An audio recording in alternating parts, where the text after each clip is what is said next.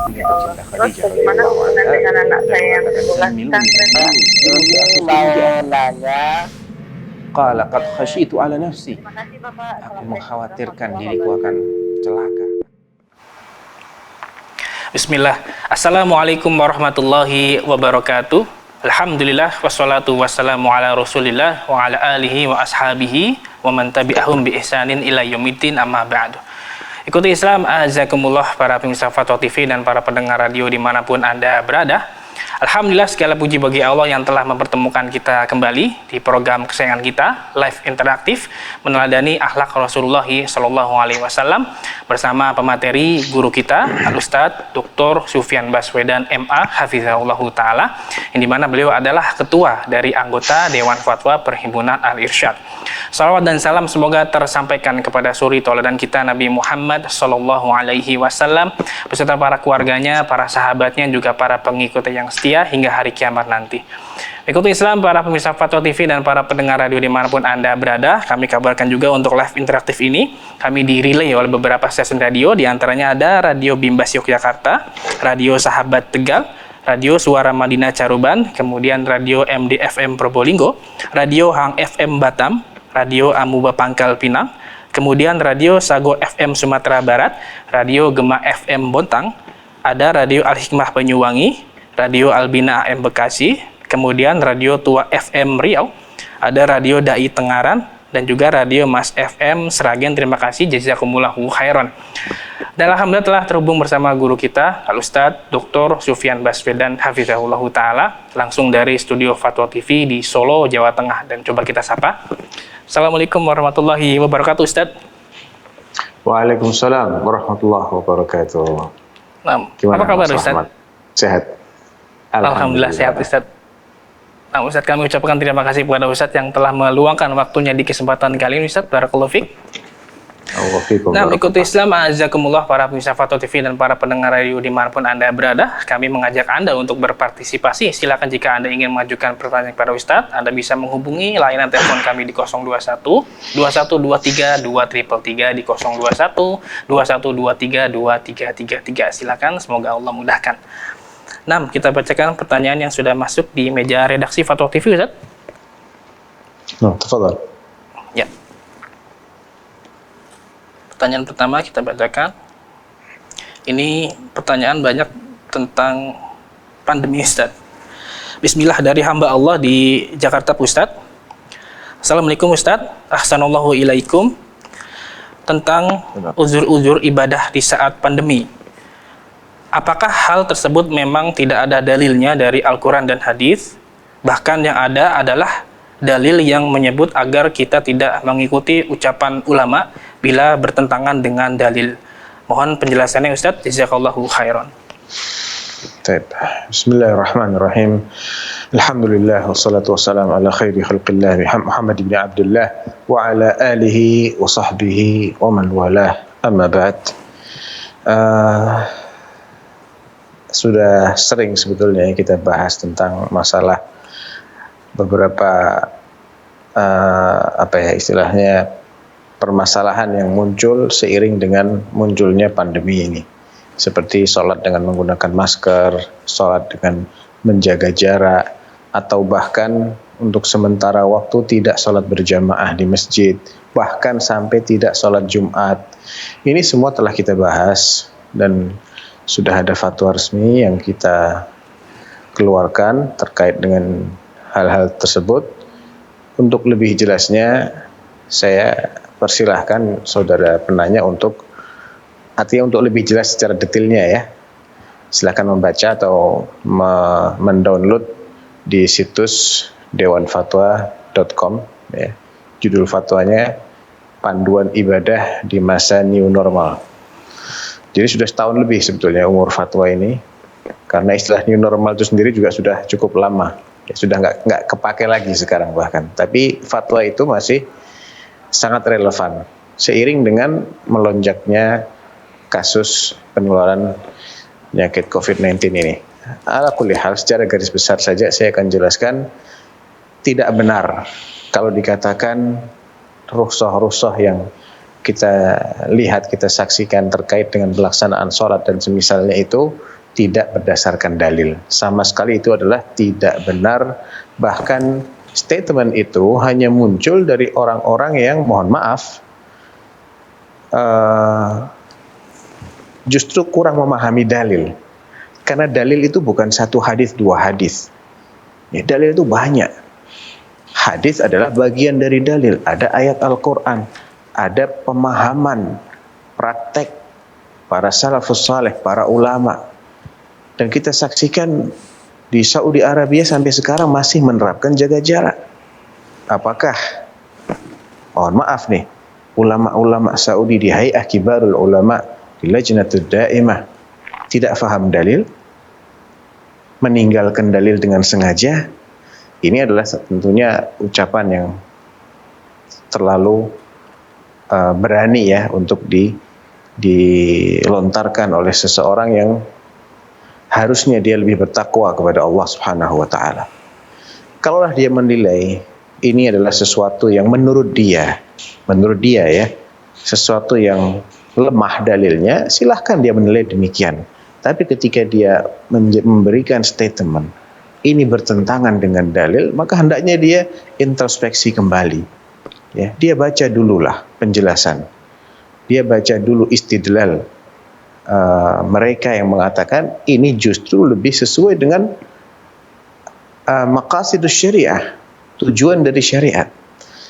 Ya, itu secara garis besar ya, silahkan detailnya Anda mendownload fatwa yang telah kami rilis setahunan yang lalu. Insya Allah di situ akan lebih jelas lagi detail-detail dalilnya. Nah, Ustaz, barakallahu fikum wa jazakallahu khairan atas jawaban dan penjelasan ya. Demikian yang bertanya, semoga bisa difahami. Kita bacakan kembali pesan berikutnya dari Muhammad Iqbal Pratama di Bogor, Jawa Barat. Assalamualaikum Ustaz, izin bertanya, antara perintah pemerintah atau penguasa dengan orang tua, mana yang harus didahulukan atau mana yang harus ditaati jika kedua perintah saling bertentangan? Mohon penjelasannya, jazakallahu khairan. ya barakallahu fiik. Ini nggak bisa diberikan sesuatu yang sifatnya kaidah permanen ya. Melihat kepada perintah orang tuanya terkait apa, perintah pemerintahnya terkait apa. Ya, kalau perintah dari orang tua ini sifatnya adalah sesuatu yang sangat penting dan tidak ada yang bisa melaksanakan perintah ini kecuali anaknya yang si fulan itu, maka ini didahulukan. Ya, didahulukan. Apabila perintah pemerintahnya ini levelnya di bawah itu. Tapi ketika perintah pemerintah ini levelnya di atas itu, contohnya yang sering dibahas oleh para fuqaha kita ya adalah kapan jihad itu menjadi fardu ain. Nah, jihad menjadi fardu ain dalam 3 kondisi. Salah satunya adalah idza stanfarahul imam. Apabila imam kaum muslimin ya telah secara resmi menunjuk orang ini untuk berangkat ke medan jihad atau melaksanakan misi jihad yang ini sifatnya menjadi fardu ain bagi orang itu. Nah, ketika seperti itu tidak lagi perlu minta izin kepada orang tua karena hukum jihad telah menjadi fardu ain. Ketika orang tua memerintahkan supaya dia tidak berangkat, ya ini dilihat perintah orang tua ini alasannya apa. Apakah itu sesuatu yang benar-benar sangat urgen ataukah tidak. Walhasil kita nggak bisa ya pastikan ya mutlak ini yang harus didahulukan, ini harus minggir atau sebaliknya. Nggak bisa, dilihat pada kasusnya seperti apa. Allahu a'lam. Nah, Ustaz, Masya Allah, barakallahu fiikum wa jazakallahu khairan atas jawaban dan penjelasannya. Demikian yang bertanya, semoga bisa difahami. Nah, mengikuti Islam, kami mengajak Anda untuk berpartisipasi. Silakan jika Anda ingin mengajukan pertanyaan kepada Ustadz, Anda bisa menghubungi layanan telepon kami di 021 2123 2333 dan nomor telepon tersebut tertera di layar kaca Anda saat ini. Nah, silakan. Dan kita bacakan pertanyaan berikutnya, Ustadz. Nah, Nah, dari Fulana di Sambas, Kalimantan Barat. Assalamualaikum Ustadz, izin bertanya, apakah penyakit dayuth Salam. juga terjadi pada wanita jika laki-laki sedang menonton TV, sedangkan acara TV tersebut banyak menampilkan wanita yang tidak menutup aurat atau pamer aurat? Sedang istrinya tidak marah dan tidak peduli, apakah termasuk perbuatan dayuth? Mohon penjelasannya, syukron. Ana tidak tahu apakah itu masuk kategori dayuth atau tidak ya. Tapi yang jelas kalau istrinya tidak peduli, sampai kata-kata tidak peduli ya, yang saya pahami ini adalah secara hati pun dia tidak mengingkari mungkin ya. Dia cuek aja lah. Tidak ada pengingkaran sama sekali, ya ini berbahaya. Walaupun mungkin dia tidak masuk kategori dayuth, tapi dia sudah menunjukkan imannya sedang kritis, iman istrinya ini sedang kritis. Karena Nabi SAW mengatakan, tu'radu al-fitanu 'ala al-qulub, atau dalam hadis yang bunyinya, man ra'a minkum munkaran falyughayyirhu bi yadihi fa in lam yastati' fa bi lisanihi wa in lam yastati' fa bi qalbihi wa dzalika adhaful iman. Ingkar bil qalb, mengingkaran dengan hati, dengan membenci kemungkaran itu. Ya. Dengan membenci ini minim banget ini sudah. Ini adalah iman paling lemah. Di hadis yang lain, walaysa wara'a dzalika minal imani habbatu khardal. Setelah Nabi menyebutkan faman ankara bi yadihi fahuwa mu'min, wa man ankara bi lisanihi fahuwa mu'min, wa man ankara bi qalbihi fahuwa mu'min, walaysa wara'a dzalika minal imani habbatu khardal. Barang siapa mengingkari kemungkaran itu dengan tangannya atau dengan wewenangnya, kekuasaannya, maka dia mukmin, beriman dia. Atau dia mengingkari dengan lisannya, dengan menjelaskan ini adalah perbuatan yang mungkar, tidak boleh dilakukan seperti ini, hentikan perbuatan ini, bertakwalah kalian kepada Allah, atau dengan narasi-narasi yang semakna, intinya mengingkari, maka dia juga beriman. Wa man ankara biqalbihi fahuwa mu'min, dan barang siapa mengingkari dengan hatinya, dia juga beriman. Setelah itu nggak ada lagi iman. Kalau hati pun tidak mengingkari, tidak ada iman. Padahal dia tahu itu mungkar ya. Nah, jadi itu bahaya besar. Terlepas dari itu dayuth ataukah bukan dayuth. Nah, Masya Allah, jazakallah khairan Ustaz.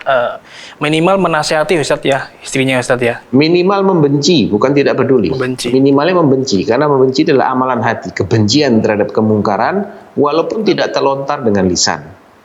Makanya dibilang iman paling lemah, karena dia hanya bisa membenci tanpa menampakkan pengingkarannya. Sehingga efek dari kemungkaran itu sifatnya, atau efek dari ingkarul mungkarnya adalah tidak mengenai pelaku kemungkaran sama sekali.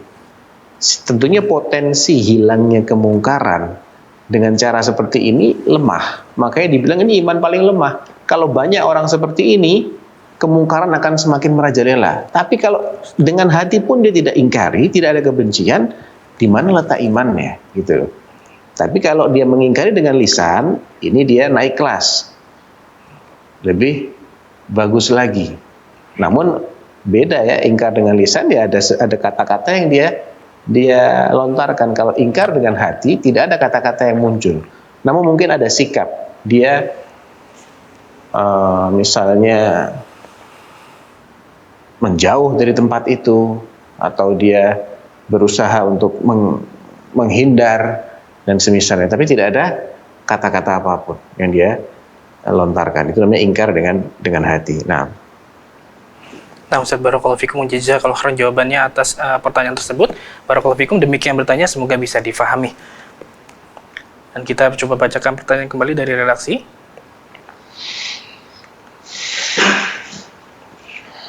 Dari hamba Allah di Jakarta Timur, Ustaz. Assalamualaikum, izin bertanya Ustaz. Ketika udara di siang hari yang panas terik, api neraka itu sedang panas-panasnya, dan ketika udara sangat dingin, maksudnya adalah neraka sedang dingin-dinginnya. Apakah betul hal tersebut ada dalilnya Ustaz? Mohon penjelasannya, syukron. Nah, betul, dalilnya itu. Ishtakat an-nar ila rabbiha faqalat ya Rabb akalat ba'dhi ba'dhan. Neraka mengeluh kepada Allah penciptanya, dengan mengatakan, wahai Allah, diriku saling melahap satu sama lain, saking panasnya gitu. Fa'adina laha binafasaini, nafasun fis saif wa nafasun fis syita, fahuma ashaddu ma tajidunahu minas samum, kalau nggak salah gitu, wa ashaddu ma tajidunahu minaz zamharir. Jadi neraka ketika mengeluh seperti itu, maka Allah izinkan dia untuk bernafas 2 kali, sekali di musim panas dan sekali di musim dingin. Dan napasnya neraka di musim panas itu ditandai dengan puncak panas, puncak hawa panas yang antum merasakan, kata Rasulullah. Sebagaimana nafasnya di musim dingin ditandai dengan puncak hawa dingin yang antum rasakan. Itu hadisnya sahih, seingat saya fis sahih. Ya, entah Sahih Bukhari atau Muslim atau keduanya. Nah, Insyaallah barakallahu fiikum Ustaz wa jazakallahu khairan atas jawaban dan penjelasannya. Demikian yang bertanya, semoga bisa menjadi tambahan ilmu yang bermanfaat. Nah, mengikuti Islam, azakumullah, kami mengajak Anda kembali untuk berpartisipasi. Silakan jika Anda ingin mengajukan pertanyaan, Anda bisa menghubungi layanan telepon kami di 021 2123 2333. Nah, silakan. Assalamualaikum Ustaz. Ya, dengan siapa di mana Bapak? Jawami. Bapak Fahmi. Jawami. Oh, Jawami. Da. Jawami. Bapak Dawami, naam ya. Di mana Bapak? Di Jambi. Di Jambi ya. Silakan Bapak. Ya. Ini saya bertanya Ustaz. iya. Ya, Assalamualaikum Ustaz. Waalaikumsalam. Ya, silakan Bapak. Silakan Pak. Ya, saya ini sudah menjelang tahun 2013 sudah hijrah ke sunnah nih Pak Ustaz. Jadi saya di acara-acara yang terjadi di desa kami ini diundang, saya tidak datang Pak Ustaz karena acaranya ada yang itu Pak Ustaz. Jadi bagaimana tidak datang anginnya. Ya cuma itu. Ada yang apa? Mohon maaf Bapak, bisa diulang pertanyaannya? Terputus tadi. Karena agak terputus tadi. Ya, saya mengenal sunnah nih Pak. Iya, saya intinya Pak, tadi acaranya ada yang apa, itu yang putus. Yang awal saya sudah paham. Acaranya ada tahlilan, syukuran itu ada yasinan. Jadi saya tidak mendatanginya. Itu bagaimana solusinya Pak Ustaz? Assalamualaikum warahmatullahi wabarakatuh. Waalaikumsalam warahmatullahi wabarakatuh. Ya, terima kasih Bapak sudah menelpon. Nah, silakan. Iya. Bagaimana solusinya? Solusinya sesuai dengan konsekuensi dari beragama, Pak. Memang beragama itu pasti akan menghadapi hal-hal yang menuntut kita untuk mengedepankan apa yang kita yakini sebagai kebenaran. Ya, tidak mungkin seseorang telah memilih sebuah ajaran, memilih sebuah keyakinan, petunjuk dalam hidupnya, kemudian dia tidak mengalami perubahan dengan orang-orang sekelilingnya. Pasti dia akan mengalami perubahan interaksi dengan orang-orang sekelilingnya. Ada yang setuju, ada yang tidak setuju. Nah, mereka ini akan berebut. Yang setuju akan berusaha untuk mendukung Anda. Yang tidak setuju akan berusaha untuk menarik Anda kembali. Sebagaimana Anda sebelum beralih tadi, sebelum yang disebut hijrah tadi. Nah, kalau solusinya bagaimana? Ya solusinya Anda tetapi apa yang Anda yakini itu lebih tepat. Kalau Anda memang sudah yakin bahwa apa yang disebut sebagai yasinan atau tahlilan itu tidak disyariatkan dalam Islam, tidak diajarkan oleh Rasulullah SAW dengan tata cara seperti itu, ya Anda tinggalkan. Toh kalau ingin ingin mengucapkan tahlil, banyak kok kesempatannya. Kenapa harus dengan cara tahlilan? Misalnya seperti itu. Ya. Toh kalau ingin baca surat Yasin, baca aja. Tidak perlu diberikan teknis pelaksanaan dengan cara-cara yang memang tidak pernah diajarkan dengan sedetil itu oleh Nabi sallallahu alaihi wasallam. Oleh karena itu ya nggak ada solusi bagi saya ya, kecuali Anda bersabar. Kalau memang Anda merasa tidak nyaman, misalnya dikucilkan oleh masyarakat setempat, dan Anda mampu untuk hijrah secara fisik, ya Anda hijrah secara fisik. Itu kan masalahnya di situ sebetulnya. Anda masih tinggal bersama orang-orang yang belum berubah, sedangkan Anda sendiri yang berubah di tengah-tengah mereka. Nah, ini tentunya akan menghadapi hal-hal yang seperti itu. Sebagaimana Nabi SAW dan para sahabatnya yang sudah berubah akidahnya dengan orang-orang musyrik Quraisy, sudah beda jauh, mereka mengalami hal-hal seperti itu. Ada yang bersabar, ada yang dalam titik tertentu gak bisa lagi dibiarkan terus-menerus, sehingga dipilih opsi kedua, yaitu hijrah. Bagi yang mampu hijrah, dia menjadi wajib untuk hijrah secara fisik. Dan hijrah secara gak harus pindah ke luar negeri, Pak. Cukup Anda pindah ke daerah lain yang di sana lebih kondusif, lebih banyak orang-orang yang sepemahaman dengan Bapak, lebih nyaman tinggal bersama mereka, itu sudah tergolong hijrah. Nah, Ustaz, barakallahu fikum, jazakallahu khairan atas jawaban dan penjelasannya. Demikian Bapak yang bertanya di Jambi. Semoga Allah Subhanahu wa taala memberikan kesabaran dan keistiqomahan. Barakallahu fikum. Dan kita bacakan pertanyaan berikutnya, Ustaz. Dari Abu Muhammad di Jakarta Timur. Assalamualaikum Ustaz. Ahsanallahu ilaikum. Assalamualaikum. Izin bertanya.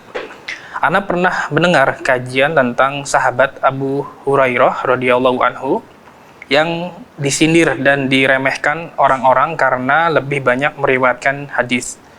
Padahal masih ada sahabat yang lain yang lebih senior seperti Abu Bakar, Umar, Abdurrahman bin Auf, dan lain-lain. Pertanyaannya, adakah hikmah yang bisa kita petik dan kita ambil pelajaran dari kejadian tersebut ya Ustadz? Mohon nasihatnya, jazakallahu khairan. Nah, ada banyak hikmahnya ya. Walaupun saya kok nggak ingat ya sindiran itu seperti apa redaksinya ya. Tapi kalau orang-orang pernah menanyakan, kenapa sih Abu Hurairah ini kok banyak banget meriwayatkan hadis? Kalau itu ada memang, fi sahih ada. Dan Abu Hurairah menjelaskan sebabnya. Ya, di antara sebabnya adalah pertama, karena beliau ini totalitas dalam mengumpulkan hadis Rasulullah, dalam menghafalkan hadis Rasulullah.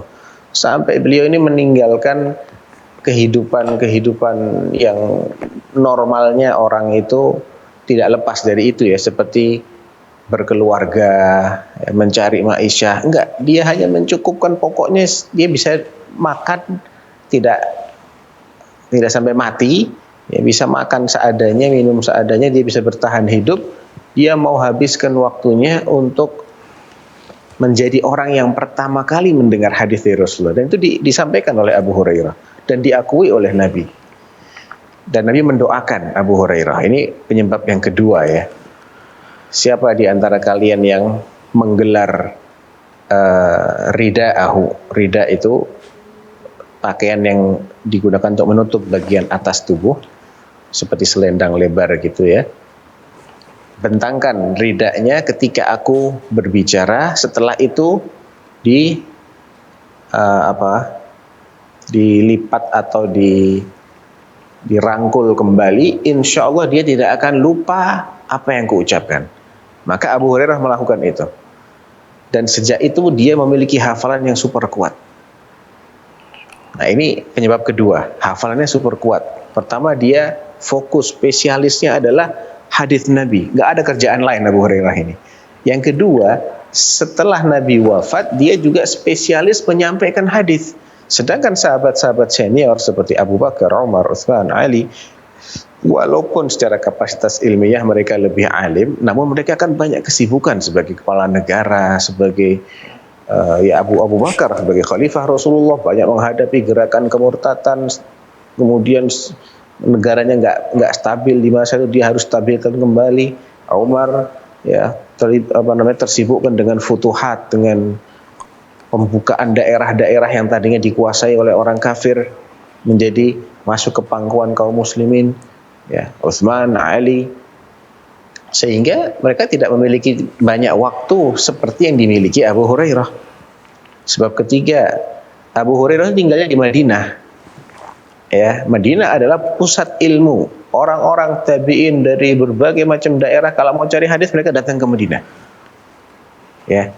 Jadi otomatis sahabat yang tinggal di Madinah sampai sekian puluh tahun setelah wafatnya Rasulullah, dia mendapatkan kesempatan yang maksimal untuk menyebarkan hadis.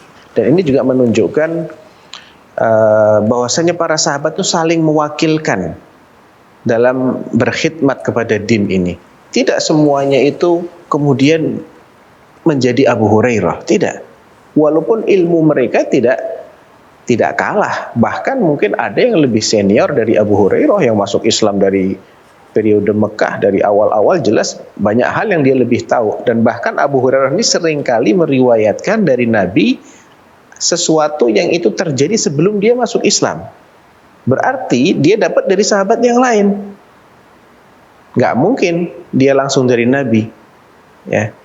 Dia mengatakan qala Rasulullah, itu artinya dia dengar dari sahabat yang lain. Tidak semuanya dia langsung mendengar dari Nabi, karena banyak riwayat-riwayat yang disampaikan oleh Abu Hurairah yang itu terjadi jauh sebelum dia masuk Islam. Artinya tidak mungkin dia sendiri yang mendengar. Nah, ini menunjukkan para sahabat ini saling kerjasama gitu loh. Oh, sudah ada yang takhassus nih, yang spesialis menyampaikan hadis. Ya sudah, biar dia yang menyampaikan hadis. Kecuali kalau dia nggak tahu hadisnya, saya akan sampaikan. Karena memang menyampaikan hadis itu bukan perkara yang ringan. Anas bin Malik radhiyallahu anhu yang termasuk salah satu sahabat yang banyak meriwayatkan hadis. Ada 7 sahabat. Nomor 1-nya Abu Hurairah. Nomor 2, nomor 3, di antara yang 7 itu ada juga Anas bin Malik radhiyallahu anhu. Nah, ketika dia sudah berusia lanjut, dia khawatir hafalannya tidak akurat lagi. Ditanya tentang hadis Nabi, dia katakan begini, kaburna wa nasina wal hadithu an Rasulillah sallallahu alaihi wasallam syadid. Kita sudah tua, kita sudah mulai lupa, dan menyampaikan hadis dari Rasulullah itu perkara yang berat, enggak ringan. Tanyalah sama yang masih kuat hafalannya. Nah, ini menunjukkan bahwa mereka ini tidak bermudah-mudahan dalam menyampaikan hadis. Ibnu Umar radhiyallahu anhu yang juga termasuk 7 sahabat terbanyak meriwayatkan hadis. Seringkali setelah meriwayatkan hadis dari Nabi, dia mengatakan au kama qal au nahwa dzalik, ya, atau seperti yang Nabi ucapkan, atau kira-kira begitu. Dia tidak memastikan bahwa inilah lafaz yang keluar dari mulut Rasulullah, tapi saya meriwayatkan secara makna. Saya faham maksudnya Rasulullah itu begini. Ya, ini menunjukkan kehati-hatian mereka. Nah, beberapa hikmahnya itu di antaranya. Barakallahu fikum, jazakallahu atas jawaban dan penjelasan yang sangat bermanfaat sekali. Demikian yang bertanya, semoga bisa difahami. Dan kita bacakan pertanyaan berikutnya dari Ludi Surendra di Bandung, Jawa Barat. Bismillah, izin bertanya Ustadz, bagaimana mengkompromikan hadis Nabi SAW dari Aisyah radhiyallahu anha tentang mintalah kepada Allah, bahkan meminta tali sandal sekalipun artinya kita disuruh meminta sedetail-detailnya. Namun ada juga ulama yang mengatakan kita cukupkan doa yang berasal dari Al-Quran dan hadis, itu sudah mencakup semuanya, artinya umum, Ustaz. Jangan kita meminta terlalu detail. Bagaimana mengkompromikan hal tersebut yang seperti bertolak belakang ya Ustaz? Mohon penjelasannya kepada saya yang awam ini. Barakallahu fikum. Ya Allah barik. Itu bukan permintaan yang detail. Tali sandal itu arahnya bukan permintaan yang dirinci banget, bukan. Arahnya adalah permintaan walaupun hal itu nampak remeh, nampak tidak terlalu berharga. Ya, tali sandal kan sesuatu yang murah. Kalau memang engkau membutuhkan tali sandal, walaupun itu harganya murah, remeh di mata orang, Allah itu senang kalau engkau mintai hal-hal yang walaupun itu terkesan remeh, ya. Jadi bukan arahnya ke detail, bukan. Yang bertanya rupanya kurang memahami maksud dari hadis itu, sehingga tidak kontradiksi sebetulnya dengan arahan sebagian ulama agar mencukupkan dengan doa-doa yang ada dalam Al-Quran maupun Sunnah. Pun demikian, ini tidak berarti kita nggak boleh loh berdoa dengan selain Al-Quran dan Sunnah, tidak. Karena ada hadis lain, hadis terkait dengan doa yang dibaca sebelum salam. Ya, dia sudah duduk tahiyat akhir, sudah baca tasyahud, sudah baca salawat, sebelum dia salam, itu Nabi mengatakan falyatakhayyar minad du'a a'jabahu ilaih. Hendaklah dia memilih doa-doa yang paling dia sukai. Dan ini isyarat yang sifatnya umum. Ya, isyarat yang sifatnya umum. Termasuk perintah ketika doa, memperbanyak doa dalam sujud. Ini juga umum. Amma sujud fa'aktsiru fihi du'a. Perbanyaklah doa di sana. Jadi perintah-perintah yang sifatnya umum ini ya silahkan Anda berdoa. Yang penting doa Anda tidak mengandung hal-hal yang dilarang, tidak mengandung pemutusan hubungan silaturahim, atau misalnya yang detil-detil yang terlalu spesifik itu, misalnya ya Allah aku minta jannah yang di dalamnya ada istana yang begini, yang di dalamnya ada bidadari yang seperti ini, yang bidadarinya itu jumlahnya sekian. Ini nggak perlu ini. Engkau minta masuk jannah saja udah cukup. Karena di situ apa yang kau inginkan engkau akan dapatkan. Ya Allah mengatakan walakum fiha ay fil jannah ma tashtahi anfusukum walakum fiha ma tad'un. Semua yang kau inginkan, yang kau minta ada di jannah. Ya. Jadi nggak usah terlalu detil. Udah minta masuk jannah aja engkau akan dapat di sana. Ya. Nah, Ustaz, barakallahu fikum wa jazakallahu khairan atas jawaban dan penjelasannya. Demikian yang bertanya, semoga bisa difahami. Ikuti istilah para pemirsa Fatwa TV dan para pendengar radio dimanapun Anda berada. Masih ada waktu, silahkan jika Anda ingin mengajukan pertanyaan kepada Ustaz, Anda bisa menghubungi layanan telepon kami di 021-2123-2333. Silahkan, semoga Allah mudahkan. Nah, kita bacakan pertanyaan berikutnya dari Sarah di Tasikmalaya, Jawa Barat, Ustaz. Assalamualaikum Ustaz. Apa benar ada hadis yang berbunyi, siapa yang melakukan sholat berjamaah selama 40 tahun dijamin masuk surga? Lalu, bagaimana dengan seorang perempuan yang sholat berjamaah subuh akan mendapatkan pahala lebih besar dibandingkan dia sholat di rumahnya? Apa ini benar Ustadz? Mohon pencerahannya, jazakallahu khairan. Oh, baik. Hadis yang pertama saya belum pernah dengar terus terang. Namun nampaknya itu tidak valid hadisnya ya. 40 tahun dijamin masuk surga itu, kata-kata dijamin itu nggak bisa mutlak. Ya, dijamin itu semuanya ada syarat dan ketentuan yang berlaku. Oke, dia sholat 40 tahun berjamaah, setelah itu dia nggak sholat, gimana? Masuk surga? Nggak mungkin. Jadi bahasa itu bahasa yang terlalu terlalu hiperbol, itu biasanya sering dijumpai pada hadis-hadis yang tidak benar. Yang kedua, perempuan sholat subuh lebih besar ya pahalanya di masjid, lebih besar pahalanya daripada kalau dia sholat di rumah.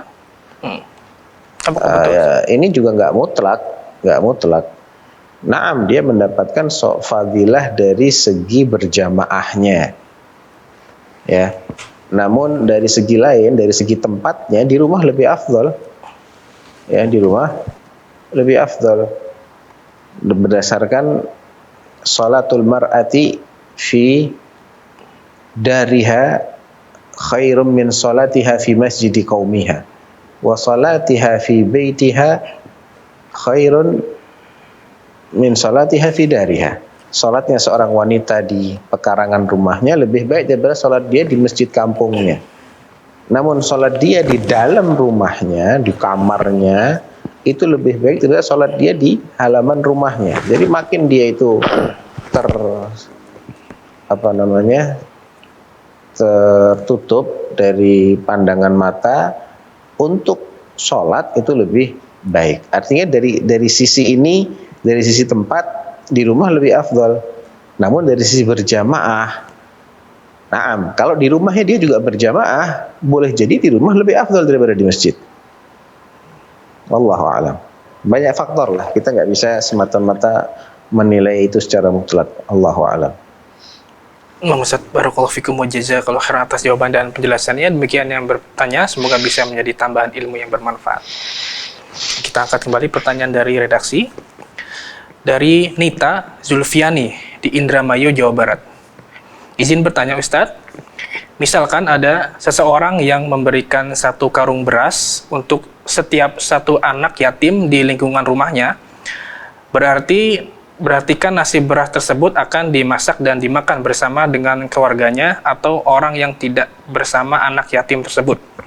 Lalu bagaimana hukum orang yang memakan nasi dari beras tersebut ya Ustadz? Bukankah ada hadis yang melarang kita agar tidak memakan harta anak yatim?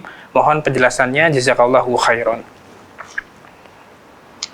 Nah, ya harus dipisahkan ya. Kalau memang itu adalah haknya anak yatim dan si anak yatim belum secara sukarela memberikannya kepada orang lain, maka harus atas izinnya. Tidak boleh sesuatu itu dimakan oleh orang yang tidak memilikinya kecuali bil ma'ruf. Bil ma'ruf ini artinya sebatas kadar kelayakan saja. Secara urf, secara tradisi itu dinilai wajar. Ya silahkan. Tapi kalau di luar itu ya harus dengan izin yang bersangkutan. Itu pun yang bil ma'ruf itu apabila dia termasuk walinya, dan walinya ini miskin.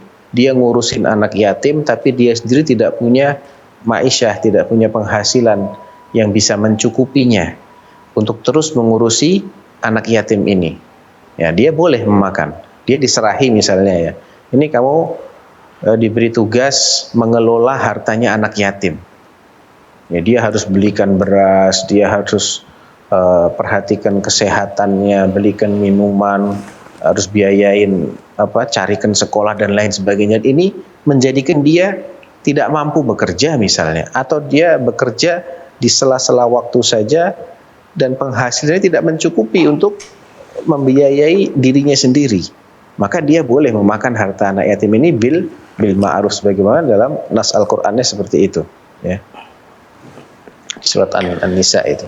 Nah, Masya Allah, Ustaz, jazakallahu khairan wa barakallahu fikum atas jawaban dan penjelasannya. Nah, demikian yang bertanya, semoga bisa difahami. Dan masih ada waktu Ustaz, kita bacakan pertanyaan kembali Ustaz. nah. Dari hamba Allah di Bandar Lampung. Assalamualaikum warahmatullahi wabarakatuh Ustaz, izin bertanya. Salam. Di suatu golongan Islam, ada seseorang yang dipercaya sebagai ulama,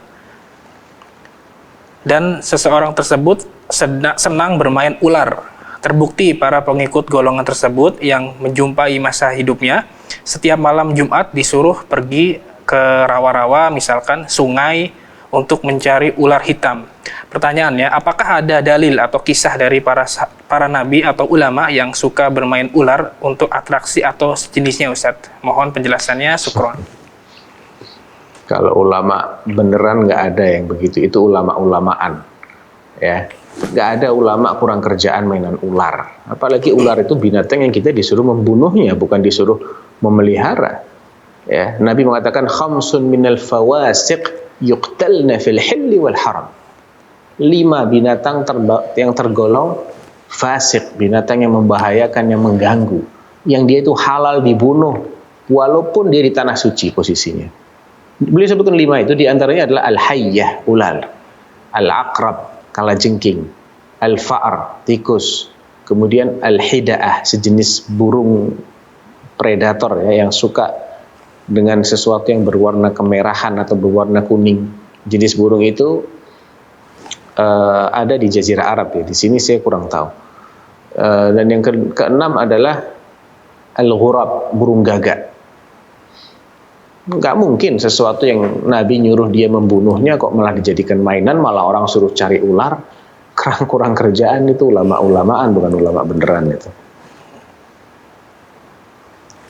Nah, Ustaz barakallahu fikum wa jazakallahu atas jawaban dan penjelasannya. Demikian yang bertanya, semoga bisa difahami. Dan mungkin kita bacakan pertanyaan terakhir Ustaz di kesempatan kali ini. Dari hamba Allah. Assalamualaikum Ustaz. Apakah jika hadis doif datang lebih dari 1 riwayat, hadis tersebut bisa menjadi hadis hasan dan dapat diterima juga diamalkan? Bolehkah mengamalkan hadis doif yang datang lebih dari 1 riwayat tersebut Ustaz? Mohon penjelasannya, jazakallahu khairan. Ya, tergantung dari tingkat kedhaifannya juga ya. Kalau dhaifnya itu dhaif yang masih munjabir, dhaif yang masih bisa ditambal ya. Seperti dhaif karena ada inqita' yasir, terputus sanadnya, namun ringan satu perawi nggak ada, misalnya seperti itu. Atau dhaifnya karena perawinya ada yang hafalannya kurang kuat atau dianggap lemah ya, perawi dhaif. Kemudian atau dhaifnya karena di situ ada perawi yang terduga melakukan tadlis atau penyamaran sanad, belum terbukti tapi ada indikasi ini dia masih meriwayatkan secara an-anah padahal dia suka menggugurkan perantara antara dia dengan orang yang dia sebutkan setelahnya itu. Nah, ini bisa diperkuat ya, dengan datangnya hadis lain yang kadar kedhaifannya kurang lebih sama dengan dia tapi jadi jalur lain, itu bisa saling memperkuat asalkan maknanya masih satu ya. Kalau maknanya sudah beda ya hanya bagian yang memiliki kemiripan saja yang bisa diperkuat. Jadi tergantung, kita harus perhatikan juga redaksinya ini berapa persen yang sama. Nah, titik samanya itu yang bisa saling memperkuat. Tapi yang ini tidak didukung oleh lafadz hadis yang kedua, ya sudah, tambahan-tambahannya itu tidak bisa dianggap hasan. Yang hasan hanya lafadz intinya saja. Dan boleh nggak kita amalkan hadis dhaif? Manhaj sebagian salaf membolehkan, namun dengan syarat tidak menyangkut masalah akidah atau masalah halal dan haram, alias hanya bicara tentang fadilah-fadilah suatu amalan, yang mana amalan itu sebetulnya sudah memiliki dalil yang sahih, artinya telah divalidasi oleh dalil lain yang sahih. Hanya saja hadis dhaif ini memberikan tambahan iming-iming, misalnya pahala sholat duha. Sholat duha itu masyru', banyak dalilnya yang sahih. Namun di sini disebutkan pahalanya begini, dirinci. Nah, rincian pahala ini tidak disebutkan dalam hadis yang sahih, sedangkan praktek sholatnya sudah didukung oleh hadis yang sahih. Boleh nggak diamalkan? Ya boleh, silahkan, karena sholatnya ini sejatinya adalah sholat yang masyru'. Adapun pahalanya jangan diyakini pasti akan dapat seperti itu karena hadisnya dhaif. Ada juga yang menambahkan syarat jangan disebarluaskan hadis dhaif ini. Ya, cukuplah yang tersebar itu yang sahih. Nanti orang akhirnya lebih terpengaruh oleh yang dhaif dan yang sahih ini menjadi sesuatu yang tidak dikenal. Masya Allah, jazakallahu khairan wa barakallahu fikum atas jawaban dan penjelasannya. Demikian yang bertanya, semoga bisa difahami. Oh iya, ada tambahan waktu sedikit Ustadz, mungkin boleh satu pertanyaan lagi Ustadz? Boleh, nggak apa-apa. Coba. Ya, kita baca pertanyaan terakhir. Ya. Oh iya, mohon maaf. Ya, qadarullah Ustadz, untuk pertanyaan tersebut adalah pertanyaan terakhir di kesempatan kali ini Ustadz. Dan sekaligus mengakhiri perjumpaan kita pada hari ini. Masya Allah, jazakallahu khairan atas waktu dan ilmunya Ustadz. Semoga Allah Ta'ala senantiasa menjaga Ustadz, kru, dan juga keluarga di sana. Barakallahu fikum. Jazakumullah khairan. Barakallahu fikum. Kutu Islam, azakumullah, para pemirsa Fatwa TV dan para pendengar radio dimanapun Anda berada. Demikianlah live interaktif pada hari ini. Semoga apa yang disampaikan Ustadz bisa bermanfaat dan semoga Allah Subhanahu Wa Taala memberikan taufik, hidayah dan keberkahan untuk kita semua untuk bisa memahami dan juga kita pun berusaha untuk mengamalkannya. Barakallahu fikum. Kami kru yang bertugas mohon undur diri. Terima kasih atas partisipasinya. Mohon maaf bila ada kekurangan dan kesalahan dan semoga kita bisa berjumpa di lain kesempatan. Kita tutup dengan kafaratul majelis. Subhanakallahumma wa bihamdika asyhadu an la ilaha illa anta astaghfiruka wa atubu ilaihi. Wassalamualaikum warahmatullahi wabarakatuh. Terus bagaimana hubungan dengan anak saya yang sekolah pesantren? Mau nanya, Qala qad khasyitu ala nafsi. Terima kasih Bapak. Aku mengkhawatirkan diriku akan celaka.